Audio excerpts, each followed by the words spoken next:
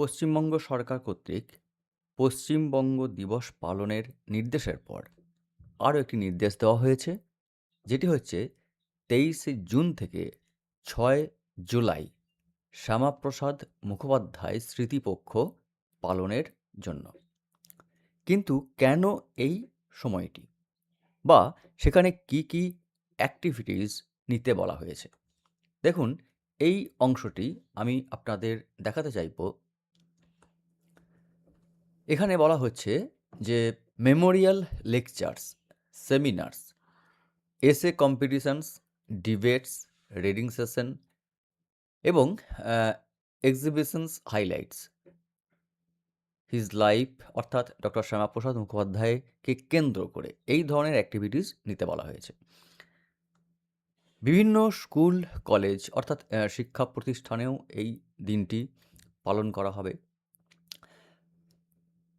যাতে সকলে ডক্টর শ্যামাপ্রসাদ মুখোপাধ্যায় সম্পর্কে জানতে পারেন, বা বিশেষত ছাত্রছাত্রীরা যারা তার জীবন সম্পর্কে জানে না বা কম জানে, তাদের কাছে সম্পূর্ণভাবে একটি জীবনীমূলক ভিডিও আমরা তুলে ধরলাম।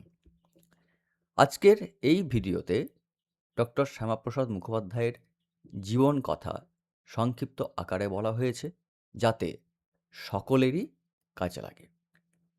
তো চলুন ভিডিওটি শুরু করা যাক। ডক্টর শ্যামাপ্রসাদ মুখোপাধ্যায় ভারতের যে প্রথম মন্ত্রিসভা, তাতে শিল্প এবং সরবরাহ মন্ত্রী হিসেবে নিযুক্ত ছিলেন। যদিও পরবর্তীকালে তিনি সেই মন্ত্রিসভা থেকে পদত্যাগ করেছিলেন এবং পরবর্তীকালে তিনি ভারতীয় জনসংঘ দল প্রতিষ্ঠা করেছিলেন, যা পরবর্তীতে ভারতীয় জনতা পার্টি হিসেবে আত্মপ্রকাশ করে। বলতে দ্বিধা নেই যে একজন বাঙালি দ্বারা প্রতিষ্ঠিত এই দল আজ দীর্ঘদিন ধরে আমাদের দেশের শাসনভার নিয়ে রেখেছেন এবং বিশ্বের সর্ববৃহৎ রাজনৈতিক দল। কিন্তু আমরা রাজনীতির চর্চা করতে না চাইলেও ডক্টর মুখোপাধ্যায়ের জীবনকে কেন্দ্র করে যে আলোচনা, তাতে রাজনৈতিক স্পর্শ চলেই আসে। ডক্টর মুখোপাধ্যায়ের পরিচয় শুধুমাত্র যে একজন রাজনীতিবিদ তা নয়, তিনি একজন বিখ্যাত পণ্ডিত, জনদরদি, জাতীয়তাবোধে উদ্বুদ্ধ একজন মানুষ। ফলে তার জীবনকেন্দ্রিক যে শ্রদ্ধাঞ্জলি রাজ্য সরকারের পক্ষ থেকে নেওয়া হয়েছে পালনীয় দিবস হিসেবে, সেটিকে আমরা সকলে স্বতঃস্ফূর্তভাবে গ্রহণ করি এবং আমার মনে হয় তাঁর জীবন সম্পর্কে জেনে রেখে দিলে যারা এসএলএসটির ইন্টারভিউ দিতে যাচ্ছেন, তাদের ক্ষেত্রেও হয়তোবা উপকারে লাগতে পারে। তো ডক্টর শ্যামাপ্রসাদ মুখোপাধ্যায় 1901 সালের 6 জুলাই কলকাতায় ব্রাহ্মণ পরিবারে জন্মগ্রহণ করেন। তাঁর পিতা বাংলার বাঘ নামে পরিচিত স্যার আশুতোষ মুখোপাধ্যায় এবং তাঁর মাতা শ্রীমতী যোগমায়া দেবী। শ্যামাপ্রসাদ মুখোপাধ্যায় যে জাতীয়তাবাদী চেতনায় উদ্বুদ্ধ হয়েছিলেন, তা প্রথম আসে তার পিতামাতার কাছ থেকেই। মিত্র ইনস্টিটিউশন থেকে প্রবেশিকা পরীক্ষায় পাশ করার পর 1921 সালে তিনি প্রেসিডেন্সি কলেজ থেকে ইংরেজি অনার্সে প্রথম শ্রেণীতে প্রথম স্থান অর্জন করেন। এরপর ভারতীয় ভাষায় স্নাতকোত্তর ডিগ্রি এবং 1924 সালে বিএল পরীক্ষায় বিশ্ববিদ্যালয়ে সর্বোচ্চ স্থান লাভ করেন। তিনি বিলেত থেকে ব্যারিস্টার হয়ে আসেন। পরবর্তীকালে তিনি কলকাতা বিশ্ববিদ্যালয় থেকে সাম্মানিক ডিলিট উপাধিও পেয়েছিলেন। বারাণসী বিশ্ববিদ্যালয় তাকে এলএলডি উপাধি দিয়েছিলেন। 1934 থেকে 1938 খ্রিস্টাব্দ পর্যন্ত তিনি কলকাতা বিশ্ববিদ্যালয়ের ভাইস চ্যান্সেলর হিসেবে নিযুক্তও ছিলেন। ফলে ডক্টর মুখোপাধ্যায়ের শিক্ষাগত জীবন, তার কর্মজীবন অনেক আ সমৃদ্ধ, সে কথা বলার অপেক্ষা রাখে না। স্বাধীনতার পূর্ব মুহূর্তে ডক্টর মুখার্জি ভারত ভাগের তীব্র বিরোধী ছিলেন। দেশের বিভাজন হলে সকল মুসলিমদের তিনি পাকিস্তান চলে যাওয়া উচিত বলেই মনে করেছিলেন। আমরা এর আগে একটি ভিডিও দিয়েছিলাম যেখানে পশ্চিমবঙ্গ দিবসের সম্পর্কে আলোচনা করা হয়েছিল।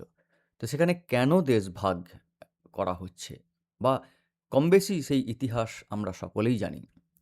তো সেই মুসলিম লীগের দাবি মতো যে পাকিস্তান রাষ্ট্র তৈরি করা হবে, তার বিরোধী ছিলেন ডক্টর মুখোপাধ্যায়।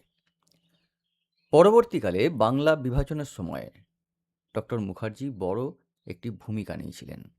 ভারতীয় জনসংঘের প্রতিষ্ঠাতা ডক্টর মুখার্জি এই বঙ্গভঙ্গের দাবিতে সোচ্চার হয়েছিলেন এবং তৎকালীন অবিভক্ত বাংলার হিন্দু প্রধানাঞ্চল যাতে পাকিস্তানের অন্তর্ভুক্ত না হয় সেজন্য আন্দোলন করেন। আমাদের আগের ভিডিওটি পশ্চিমবঙ্গ দিবস সম্পর্কে যারা দেখেননি তারা দেখে নিতে পারেন।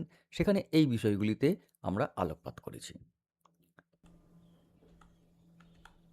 কাশ্মীরে ৩৭০ ধারা চালু ছিল। এই বিষয়ে অনেকেই অবগত আছেন। কাশ্মীরকে একটি বিশেষ ক্ষমতা দেওয়া হয়েছিল সংবিধান অনুসারে। এই ধারার বিপক্ষে ছিলেন ডক্টর মুখোপাধ্যায়। দেশের অখণ্ডতা এবং সার্বভৌমত্ব রক্ষা করতে এই ধারা বিলোপের দাবি তিনি দীর্ঘদিন ধরেই করে আসছিলেন। তিনি এই দাবিতেই একবার কাশ্মীর অভিযান করেন। সময়কাল ১৯৫৩। ওই বছর ১১ই মে পাঞ্জাবের উধমপুরে শেষ সভা করে তিনি যখন কাশ্মীরের দিকে যাচ্ছিলেন তখন তাকে পথে গ্রেপ্তার করা হয়। এরপর তাকে জেলবন্দি করা হয় এবং কাশ্মীরে বন্দি থাকা অবস্থায় ১৯৫৩ সালের ২৩শে জুন রহস্যজনকভাবে তাঁর মৃত্যু হয়। মৃত্যুর কারণ আজও স্পষ্ট নয়। যাই হোক, এই ছিল আমাদের ডক্টর শ্যামাপ্রসাদ মুখোপাধ্যায়ের জীবনকে কেন্দ্র করে ছোট্ট একটি উপস্থাপনা। ছাত্রছাত্রী যদি এই ভিডিও থেকে তার জীবন সম্পর্কে সামান্যতম উপকৃত হয়, সেই উদ্দেশ্য নিয়ে ভিডিওটি করা। আপনাদের কেমন লাগলো তা কমেন্টে জানাবেন। আরও যদি কোনো তথ্য আপনাদের জানানো থাকে তাহলেও তা কমেন্টে জানাতে পারেন।